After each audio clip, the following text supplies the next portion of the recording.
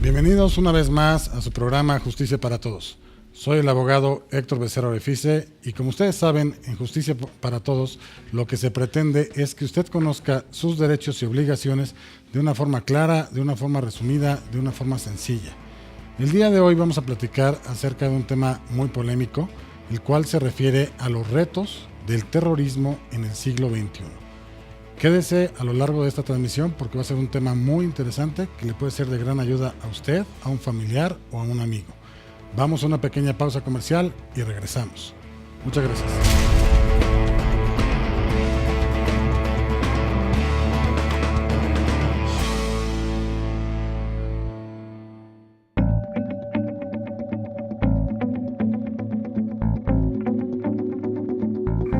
Bien, estamos de regreso para iniciar en este gran programa que es acerca de los retos del terrorismo en el siglo XXI.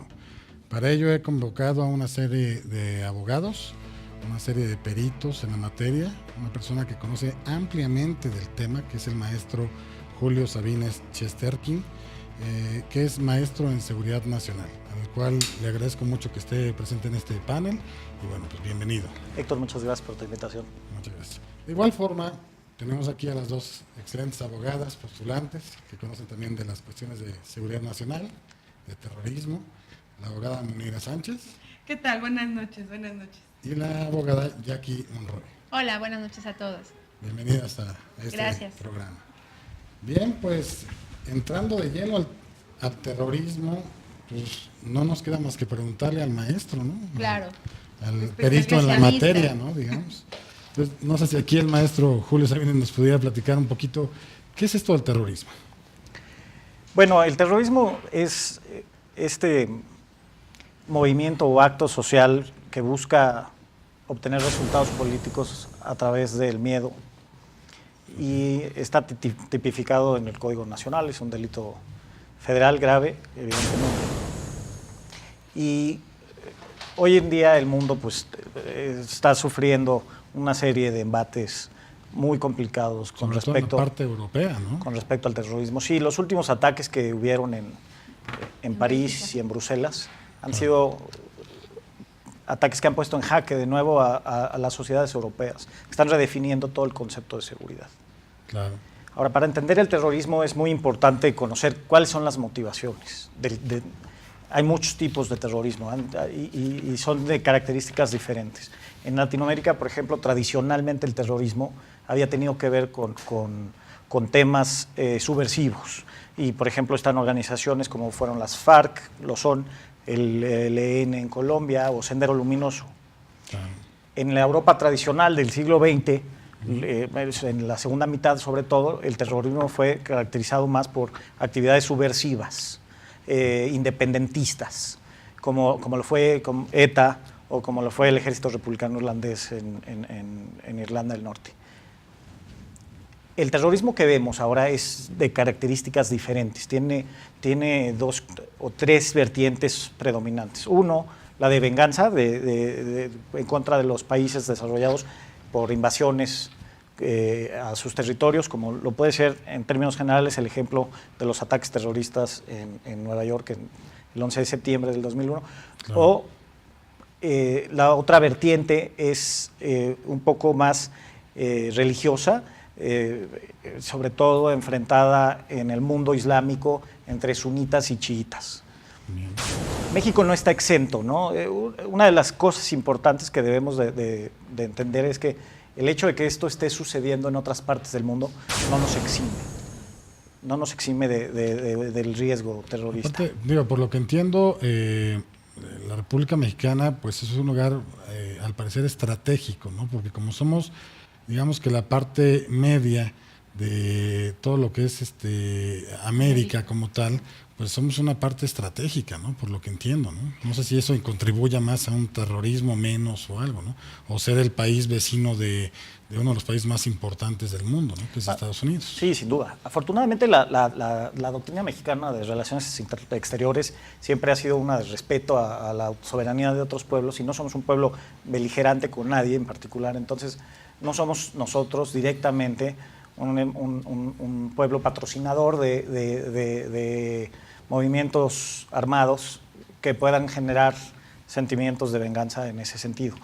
Pero sin lugar a dudas, no estamos exentos. No estamos exentos.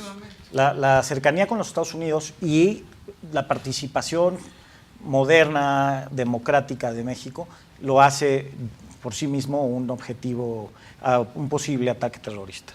Ahora, con lo que menciona referente a que somos un país, digamos, neutral, por así decirlo, estas últimas decisiones que se han tomado por parte de este último gobierno federal en torno a apoyar la parte de que no existan armas nucleares, de mandar cascos azules, de estar contribuyendo a ciertas decisiones a nivel internacional, ¿no podría darse a entender como que estamos ya adoptando una posición de alguna forma? O sea, no neutral, sino más bien ya estamos acercándonos a algo como tal. Bueno, mira, los tratados de Tlatelolco, Héctor, fueron definitorios en la no proliferación de armamento nuclear en América Latina, ¿no? Esto es promovidos por México, claro. y es el movimiento en el que se ha impulsado una América Latina libre de armas nucleares. Esto es muy relevante, pero siempre ha actuado en favor de México en ese sentido.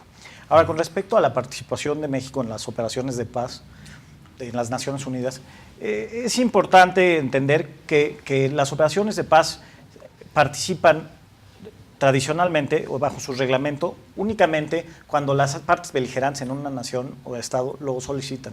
En ese caso, si solo el gobierno estatal o solo una representación insurgente solicitara la presencia de los cascos azules, no se daría. Bien. Entonces, tiene el acceso o la naturaleza de sugerir a un apoyo, digamos. Un tema de neutralidad. En realidad, México, la característica principal de las operaciones de mantenimiento de la paz son esas. Okay. No son beligerantes en contra de un Estado, sino cuando lo solicitan las partes beligerantes. Esa es la regla que tiene la Carta de las Naciones Unidas. Entonces, no hace a México que se defina en una posición armada particular. En ese sentido, seguimos conservando la tradición. Qué bueno, porque neutral. Si no sé cómo andemos nosotros de armamento, pero no creo que tengamos sí, mucho no creo. que pueda ayudar, ¿no? Ahora, ¿el terrorismo siempre viene de una venganza o viene por adquirir poder? O sea, de la gente que quiere buscar la figura del terrorismo, no sé si sea por dinero, por poder, por venganza, o los tres. Fanatismo o religioso, ¿no? De sectas, cultos, todo ese tipo también puede. Sí, eso es muy interesante. Eso es lo que comentábamos hace un segundo sobre el hecho de que hay que entender cuáles son las motivaciones terroristas, ¿no? En México no hay ya una presencia de grupos subversivos que estén buscando derrocar el Estado, aunque se han detectado células, pero en realidad pues son células que han tenido una presencia menor.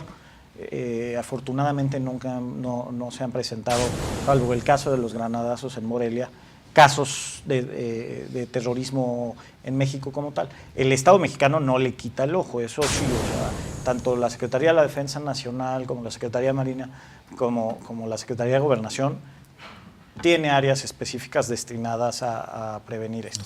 Ahora, ¿quiénes son los que previenen todo este tipo de actos, por así decir? ¿Quiénes conocen? ¿Qué autoridades? El Centro de Investigación de Seguridad Nacional, el CISEN, sería la autoridad que por la Ley de Seguridad Nacional está facultado jurídicamente para actuar en materia de terrorismo, en temas de prevención. Sin embargo, en las facultades que tiene el presidente de la República para disponer de las Fuerzas Armadas, le confiere esa margen de acción también a la Secretaría de la Defensa. Un gabinete, ¿no?, de seguridad. Hay un gabinete de seguridad, hay un Consejo de Seguridad Nacional, pero digamos que la operación tradicional de día con día para prevenir estos escenarios se da en estas tres instancias, sobre todo Marina, Sedena y CISEN. ¿Y si realmente estamos preparados como para prevenir? O sea, si las autoridades correspondientes sí están haciendo un buen trabajo de prevención. Bueno, mira, de nuevo... En el caso del terrorismo, y son los grandes retos que está enfrentando Europa, y entonces lo voy a usar como el paralelismo de México, claro. Es que muchos de estos retos se están dando en el caso de los terroristas conocidos como lobos solitarios, células autónomas, independientes, con una filiación ideológica hacia grupos terroristas, pero que no tienen o no dependen de una escala de mando totalmente vertical dentro de una organización. Es el caso de los ataques en San Bernardino, en California, o es el caso de los ataques de París, o es el caso de los ataques en Bruselas recientemente. No están vinculados a una organización. Okay. Entonces, como un Estado, es muy complicado prevenir exitosamente los ataques de un lobo solitario. No sabes ni por dónde te van a llegar. Sí, porque casi son sorpresa, no hay aviso, a menos que haya mensajes anónimos que ha pasado, ¿no? Que están advirtiendo, en otros países van advirtiendo, pero eso crea una psicosis terrible dentro del país y sus autoridades, ¿no? Porque no sabes por qué lado van a actuar. En esos casos, la colaboración internacional es importantísima, porque claro. Son quienes pueden transferir una alerta sobre un ciudadano que sea sospechoso en otra nación. Entonces, en ese sentido, la colaboración entre agencias de inteligencia y de seguridad internacionales pues es importantísimo. Esto para detectar. También el Estado mexicano siempre está pendiente de compras extraordinarias de material que pudiera ser utilizado con fines pues, que no sean comunes, ¿no? Claro. Como explosivos o materias primas para hacer bombas. Entonces, en eso yo tengo la impresión de que el Estado mexicano hace bien su trabajo en ese rubro, ¿no? Okay. En ese rubro en particular. Y en el caso de las organizaciones internacionales, pues también el filtro en las fronteras de México, aunque no lo parezca por la porosidad que existe en la frontera sur, en realidad está bastante sólido con respecto a actividades terroristas. Bien. Vamos a una pausa comercial. Regresamos.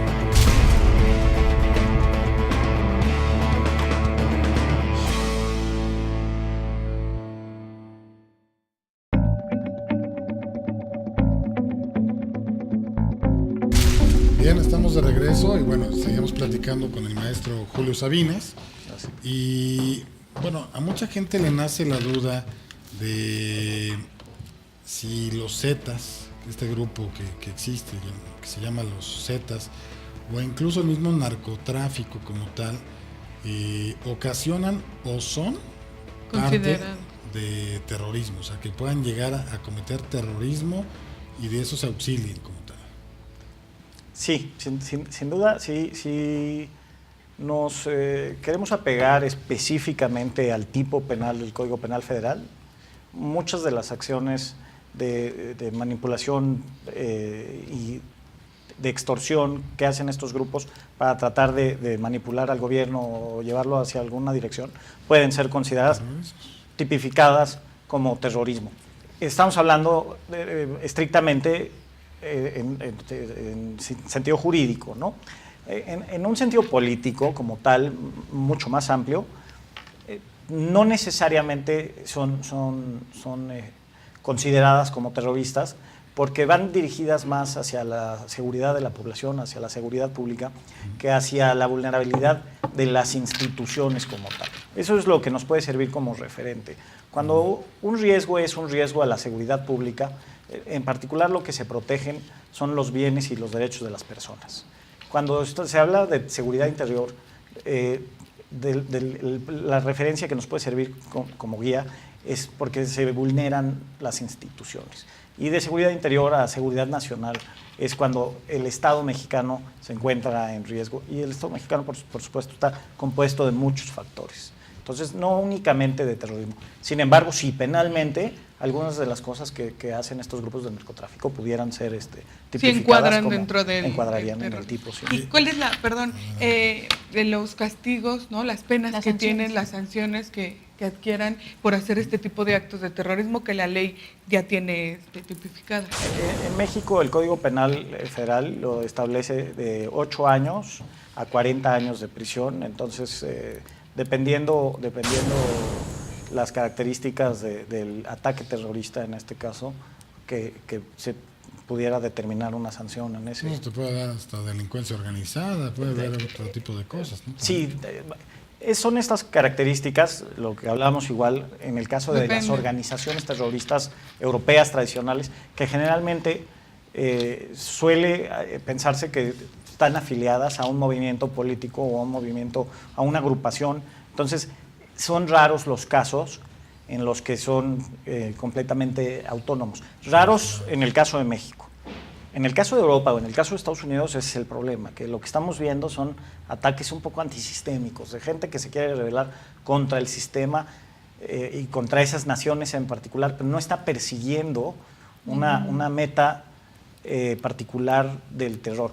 Hace un par de semanas el historiador Jan Meyer, en su columna del periódico La Universal, hablaba de que si Clausewitz viviera, podría decir que el terrorismo es la continuación de la política por otros medios, haciendo alusión a la guerra, ¿no? A la famosa frase de Clausewitz, claro, que la guerra es la...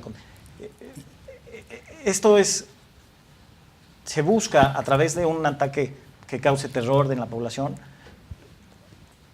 causar o impactar políticamente a los estados que son víctimas de esto. Desestabilizar el gobierno, ¿no? Y causar un pánico, porque toda la nación, ¿no?, se vuelca dentro de ellos, y ya tienes pánico, paranoia, empieza a haber hasta muchos problemas internos dentro del país, ¿no? Sí, esos son los retos que tiene Europa, ¿no? Europa, que es una área de libertad democrática, claro, tradicionalmente, en particular en el territorio Schengen. Pues, ¿qué sucede? Que las fronteras se están empezando a cerrar, ¿no? Y las presiones de la población... Van a redoblar totalmente, exacto, la seguridad, sí, como tal, ¿no? ¿Qué es lo que pasó con Estados Unidos, ¿no? Cuando sí, fue lo de las torres. Bueno, o sea, ir a ese país te tardabas para la revisión, ¿no? Como 5 horas, yo creo, porque sí, te revisaban hasta la muela del juicio, ¿no? Porque empiezan a hacer ese tipo de revisiones mucho más exhaustivas, ¿no? Sí, porque causan el mismo pánico que mencionábamos. Ese es uno de los problemas, que los primeros que sufren ante el terrorismo, los primeros afectados, bueno, por supuesto las víctimas, ¿no? Pero el daño colateral inmediato es hacia los migrantes. Claro. ¿No? Nosotros, por ejemplo, la población normal, si tuviéramos a la mano cercano un ataque terrorista, ¿qué debiéramos de hacer? O sea, ¿hay algún protocolo que debiéramos, o alguna política pública que nosotros debiéramos de mantener, no sé, tranquilidad, de no hacer más grande el problema de lo que es, o alguna cuestión? No sé si hay algún manual, algún protocolo, alguna cuestión así. Bueno, están los protocolos generales de protección civil que aplican en casos de cualquier emergencia, incluyendo terrorismo, ¿no?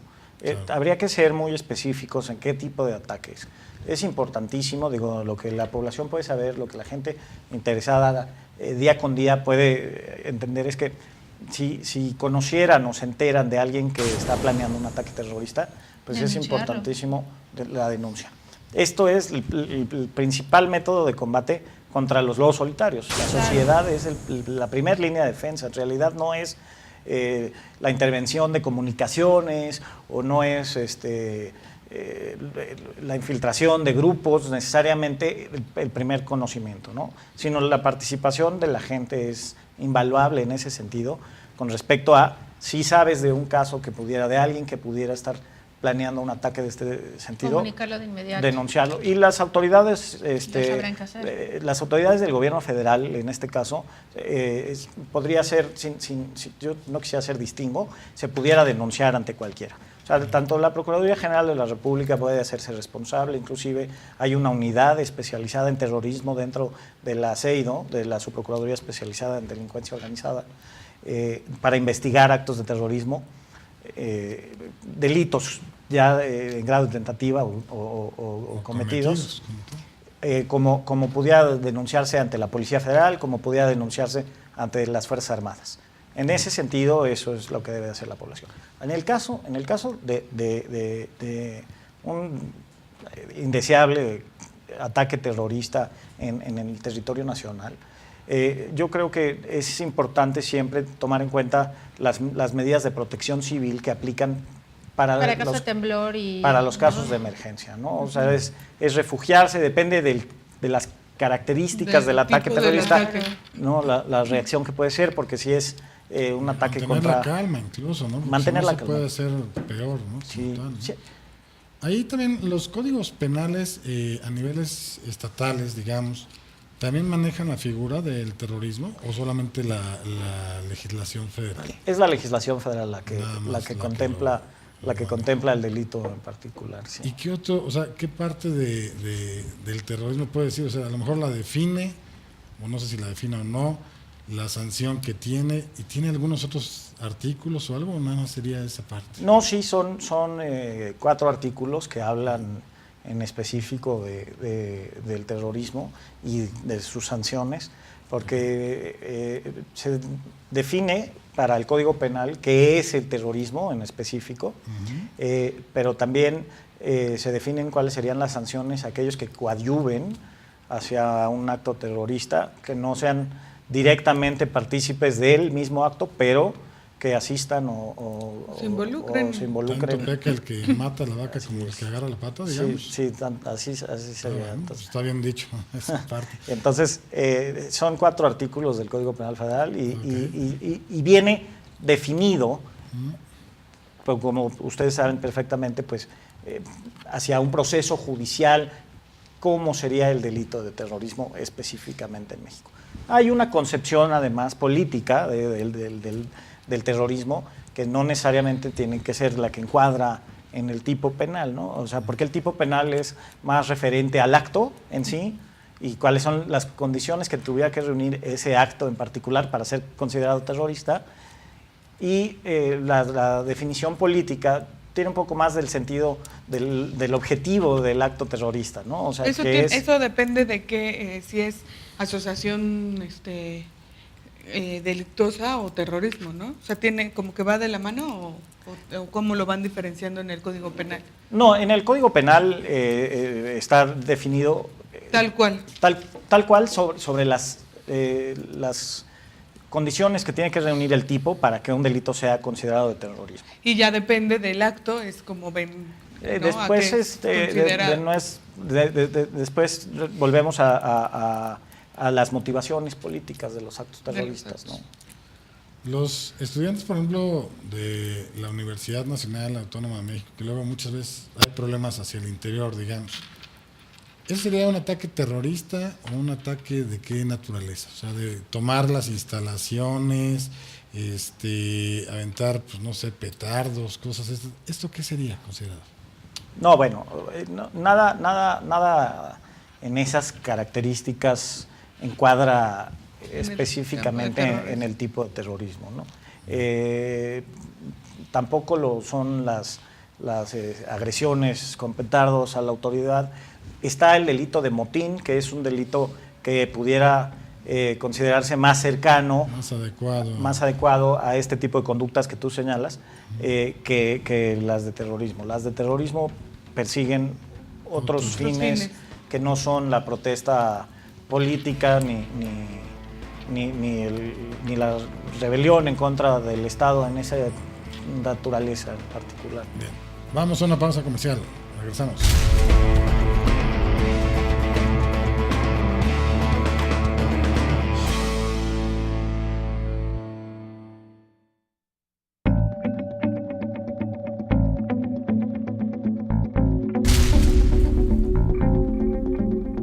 Bien, estamos de regreso y bueno, seguimos platicando del tema. El terrorismo entonces sería, algunas clasificaciones existirían, no existirían. ¿Cuál sería esta parte? Bueno, en el Código Penal en México no está definido por clasificaciones, sino es un acto, el terrorismo, y después están las características o las conductas que deben de violarse para encuadrar dentro del tipo. Pero sí, en efecto, pudieran definirse distintos actos de terrorismo, particularmente uno de los terrorismos o actos de terrorista más importantes que se dan en el siglo XXI no están relacionados con la presencia física de los atacantes en los lugares de los actos terroristas, y es el terrorismo cibernético. Muchos países están destinan recursos importantes, inclusive los Estados Unidos dentro de su ejército tienen ya como un arma específicamente, así como hay infantes y como hay caballería, ya hay una sección especial para los actos de terrorismo cibernético. Esto puede ser patrocinado por un particular o por un Estado. El patrocinio no es como tal económico, sino quien lo fomenta. ¿Quién lo fomenta? Sí. Y dependiendo de esa característica, están los actos terroristas cibernéticos. Y me parece que hoy día ha crecido este tipo de terrorismo cibernético, ¿no? O sea, las porcentajes ha crecido debido pues a todo lo que hemos vivido como país o todo lo que vamos avanzando, ¿no?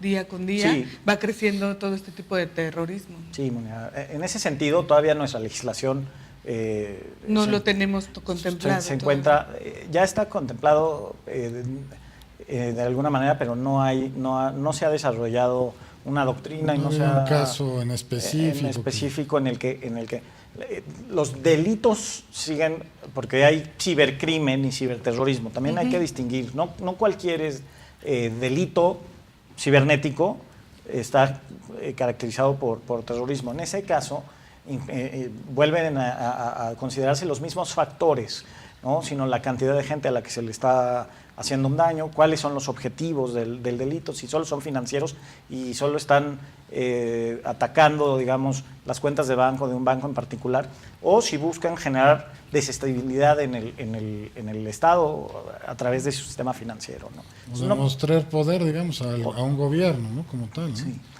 Porque muchas veces he visto que esta agrupación denominada Anonymous, pues de repente se mete a los portales de gobierno y los truena, digamos, pero es como midiendo fuerza, ¿no? Como tal, ¿no? Sí, eso es y desestabilizar, como bien me habías mencionado, y causar temor, ¿no? Y desestabilizar al país. El impacto es menor cuando se tira al sitio web de una u otra. Tampoco se pudiera tipificar por la fuga de información, ¿no? como un ataque terrorista, sino los ataques terroristas vienen más son más sádicos, ¿no? Como tal, ¿no? Sí, los fines que persiguen son fines mucho más violentos, que buscan influir atacando al Estado y a cantidades de población mucho mayor, pero no en sus bienes, ¿no? Es de nuevo lo que hablábamos, que puede distinguir entre cuáles son los casos de seguridad pública y los de seguridad interior. En el caso de México,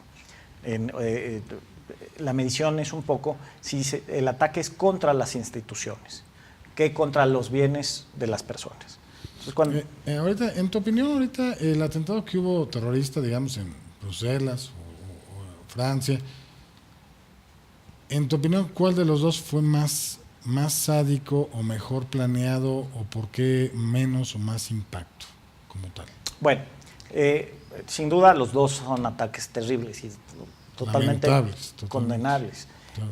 El ataque en París fue un ataque mucho más concertado.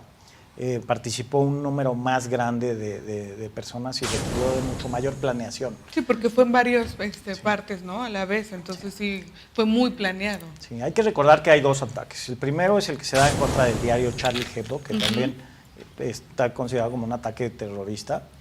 Y después los ataques al centro nocturno Bataclan y los demás que se dieron en un par de teatros y cafeterías en París. Y en el de fútbol, ¿no? En el estadio de fútbol. El estadio Saint-Denis. Y después está los ataques terroristas recientes que sucedieron en Bruselas, son un poco más autónomos, también afiliados a una organización terrorista, pero con una célula mucho más independiente. Y ese es el gran reto, ese es el problema.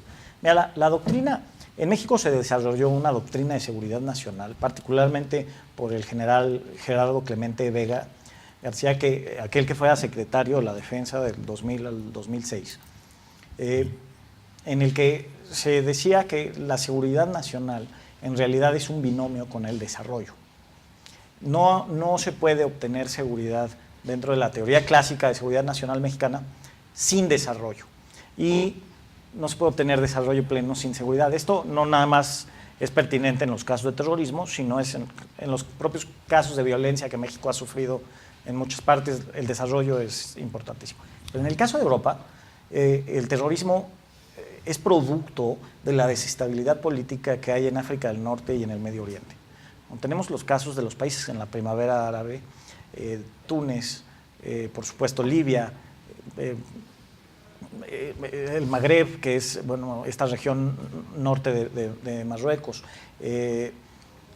Egipto, todos los países de Argelia, los países que vivieron primaveras, viven condiciones de inestabilidad política y social muy grandes. Esto, además de los ataques militares que han habido, que en el caso, por ejemplo, en contra de Gaddafi en Libia, fueron terribles. Y además, por otro lado, vemos el caso de Siria, particularmente, de Afganistán y de Irak, que son 3 estados que tienen su estabilidad social y política totalmente destruida. ¿A qué voy con esto? Mientras las naciones europeas o el mundo en realidad, porque el terrorismo es algo que nos afecta de manera global a todos, no voltee a ver el desarrollo que tienen que tener estas naciones, es muy difícil que podamos evitar que se den este tipo de expresiones, como el terrorismo. Mientras ellos sigan con gobiernos inestables, con movimientos armados, con acceso a armas, la violencia va a ser consecuencia también de... mucho la religión, ¿no? Sí. La religión o este tipo que se meten y hasta ellos mismos se sacrifican, ¿no? Sí. Porque dice, fanáticos de que tienes que morir por tu Dios o por a quien adores y no sé qué. Y se presta, ¿no? Porque sí, matan a mucha gente, pero ellos también, ¿no?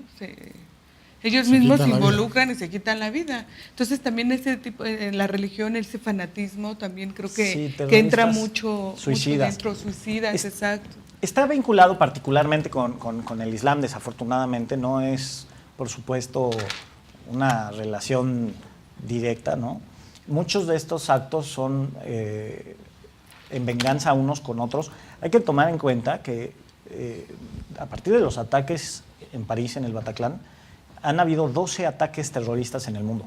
En realidad, las sociedades occidentales solo pensamos específicamente pues, en los que nos afectan de manera más directa, que son, claro, los que sucedieron en Bruselas, en Bélgica, en Francia, pero en el resto del mundo han habido. Y estos ataques son entre sunitas y chiitas. O sea, hay una gran rivalidad entre las dos naciones, entre las dos ramas del Islam, y cada rama busca atacar a la otra en naciones enemigas. En ese sentido, pues el Islam sí, desafortunadamente, ha sido una motivación para buscar actos terroristas.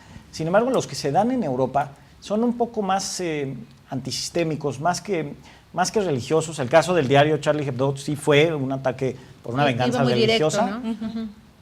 Pero en términos generales, o los ataques de septiembre 11 son perpetrados por fanáticos religiosos, pero no tienen un fin religioso. Sino más bien político, ¿no? Es político. Más bien de venganza política. Entonces, los que se dan en Medio Oriente, sin embargo, sí, o sea, lo que sucedió recientemente en Pakistán, pero ha sucedido en Líbano, sucedió hay un sinnúmero de países, sí van relacionados más contra poblaciones contrarias de religiones.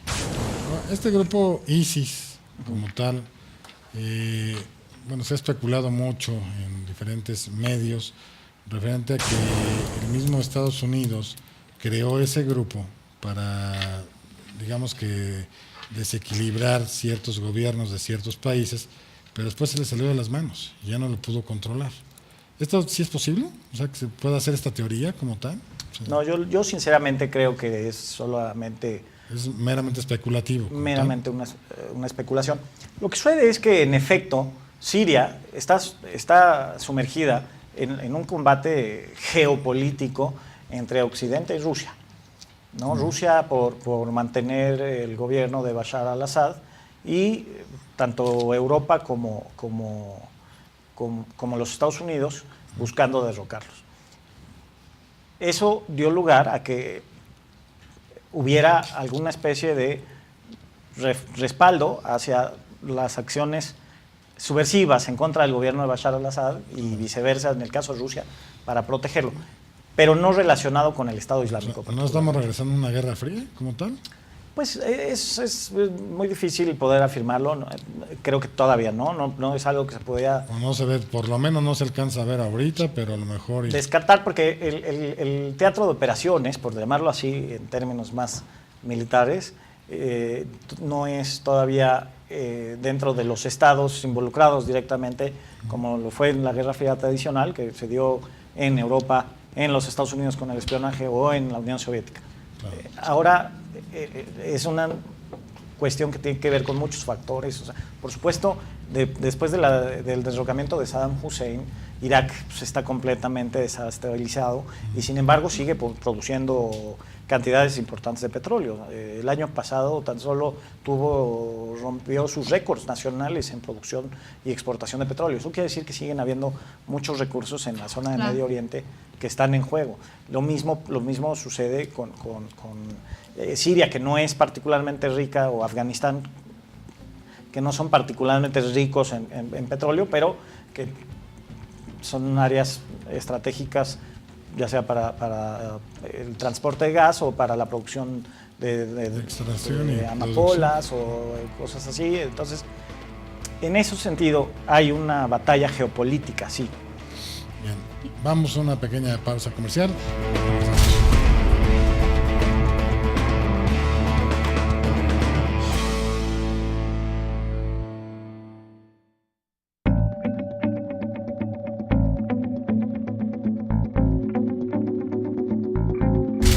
Bien, continuamos con este que es el último módulo de este gran programa. Y bueno, tengo entendido que aquí la licenciada Jackie nos quería hacer alguna... Yo quería, en relación a lo que comentábamos del grupo ISIS, realmente cuál es su objetivo, ¿no? Porque se ha escuchado mucho en relación a que están reclutando personas de otros países y la manera en cómo las reclutan, pues parecería... O sea, es como un poco increíble que a la gente que están reclutando efectivamente se vaya a querer unirse a ellos. Creo que, ¿no?, son hasta muchachos muy jóvenes. Sí, ¿no? Y muy inteligentes, ¿no? Que yo he leído casos de unas chicas de Londres que eran muy inteligentes y decidieron irse 3 personas y se fueron, ¿no? Y están convencidas y les hablan a sus papás para decirles que es el mejor lugar en donde pueden estar y que están muy contentas y lo defienden mucho. Entonces, pues que poder decir al público cuál es realmente el objetivo de este grupo, ¿no? ¿Qué pretenden?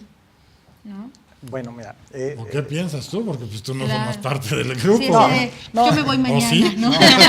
Mañana sí, para irme. No, mira, es muy interesante esto que planteas.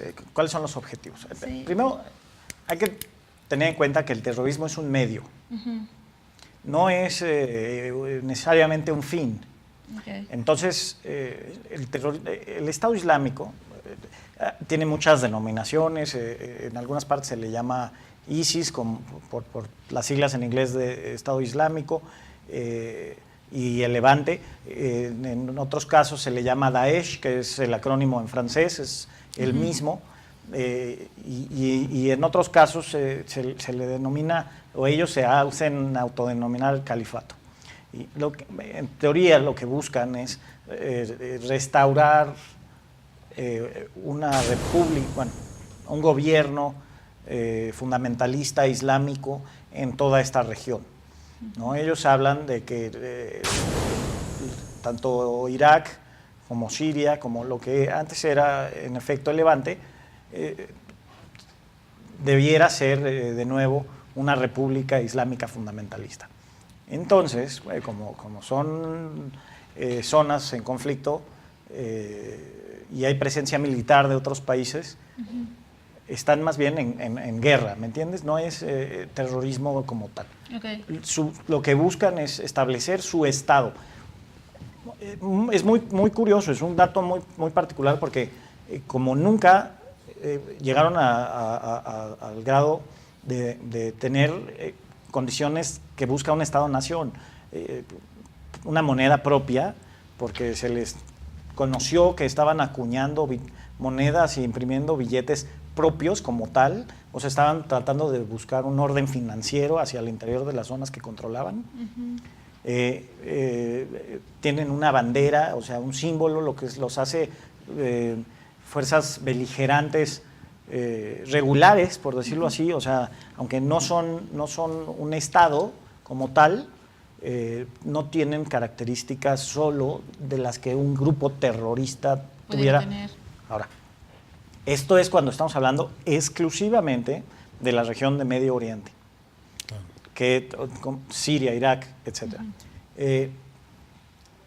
El grupo utiliza medios terroristas para distintas cosas, o sea, por supuesto, para atacar a los países europeos que están en contra, o los países occidentales en términos mucho más generales, que están en contra del establecimiento de este Estado religioso fundamentalista, ¿no? Una pregunta, ahorita todos estos países que han sido, que quieren restablecer supuestamente el orden, como tal, este grupo denominado ISIS, ¿realmente quién tiene ahorita el gobierno como tal? O sea, países de otros países o cómo están manejando la forma administrativa como tal. Es muy complicado porque son territorios en guerra, sobre todo todos ellos de Medio Oriente. O sea, en Siria sigue un régimen presidencial que es el de Bashar al-Assad. Sigue vigente, pero no tienen presencia como tal en todo el territorio original de Siria. Entonces Saddam Hussein, por ejemplo, ya le regresaron a la población, digamos, el control de su gobierno. Sí, en Irak está restablecido un parlamento y un primer ministro completamente nacional, pero sucede lo mismo. O sea, son estados tan débiles que pueden hacer tan poco para hacer valer sus condiciones de estado, que Irak está dividido en diferentes territorios religiosos, también con liderazgos locales muy autónomos. O sea, todavía se da mucho las figuras de una especie de jeques, por decirlo así. No es exactamente, no son emiratos como tales, peleando hasta conseguir el poder cada uno, ¿no? Como tal. Pero que tienen líderes en sus pequeñas regiones y que tienen que ver con sus tribus o poblaciones. En el norte de Irak está la parte kurda, que es un estado un poco independiente y de la cual se ha salvado de alguna manera de la penetración del Estado Islámico, pues que solo han llegado hasta Mosul. Y en el caso de Siria, pues de nuevo, hay presencia. En el caso de África del Norte, Libia, son casos un poco más complicados. Tanto Túnez como Argelia tienen gobiernos, Egipto tiene gobierno, Libia no, sí, pero están completamente descontrolados. En el caso de África del Norte no es el Estado Islámico como tal, aunque están afiliados. Hay otras organizaciones terroristas, está Al-Shabaab, está Al-Qaeda, que tenía la presencia tan tristemente célebre en Estados Unidos, está Al-Nusra, está Al-Sharia. Por ejemplo, Al-Shabaab es un grupo terrorista islámico en Somalia. Son todos estos estados que están muy, muy desestabilizados, pero en el caso de Siria y de Afganistán tienen sus gobiernos locales débiles, no pueden ejercer su autoridad como tal, pero si estos grupos están peleando por restablecimiento de esa parte, de esos territorios, ¿por qué el terrorismo, en tu opinión, obviamente, contra Francia? Bueno, son dos las razones específicas. Una, porque Francia formó parte, junto con los Estados Unidos, de una coalición internacional en la que participaron los estados y además la OTAN para apoyar a un régimen independentista en contra de Bashar al-Assad. Y desafortunadamente, tanto o en Irak, la presencia militar de los Estados Unidos, que conocemos a partir de la invasión en contra de Saddam Hussein,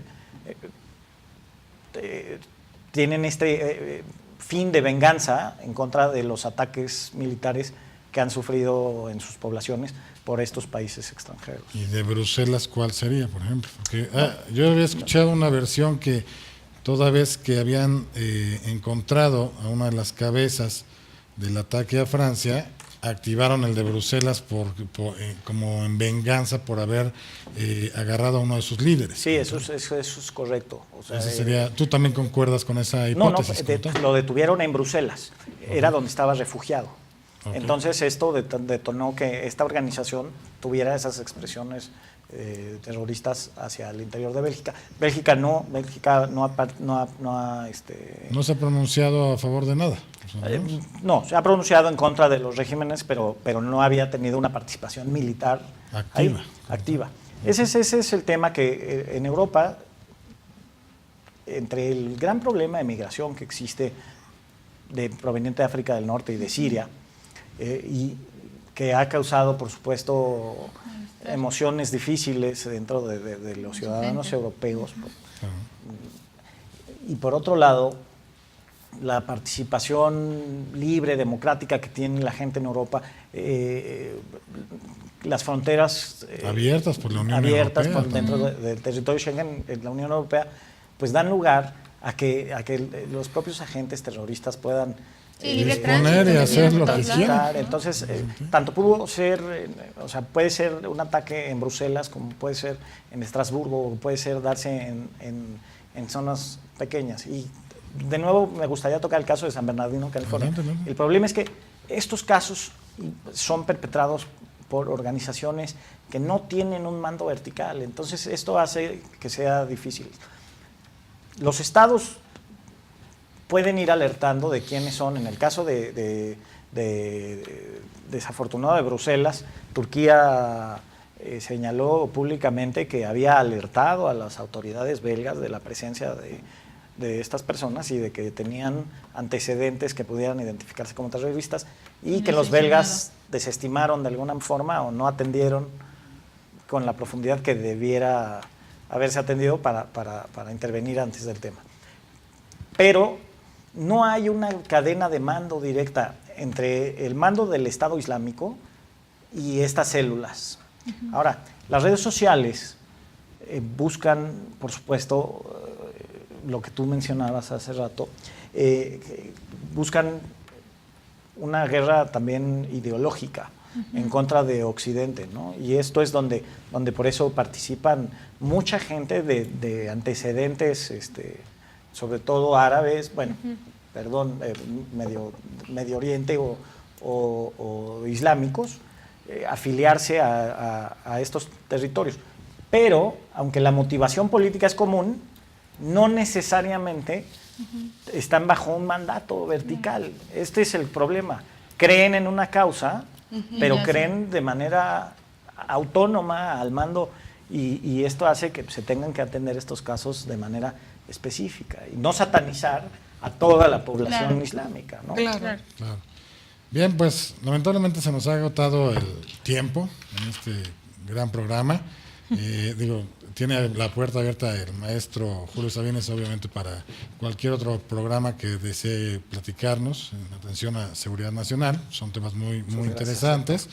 Y bueno, con lo cual damos por concluido el presente.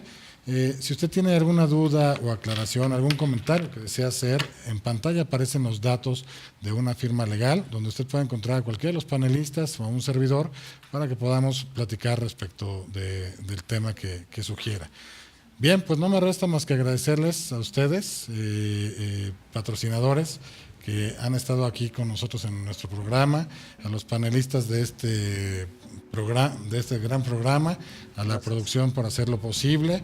Y bien, por último, agradecer a ustedes, televidentes, que nos han sintonizado, que nos han acompañado, esperando que la próxima semana nos acompañen en un programa más de Justicia para Todos, miércoles 9 de la noche. Y recuerden nuestro lema, el cual es: la justicia es ciega, nosotros no.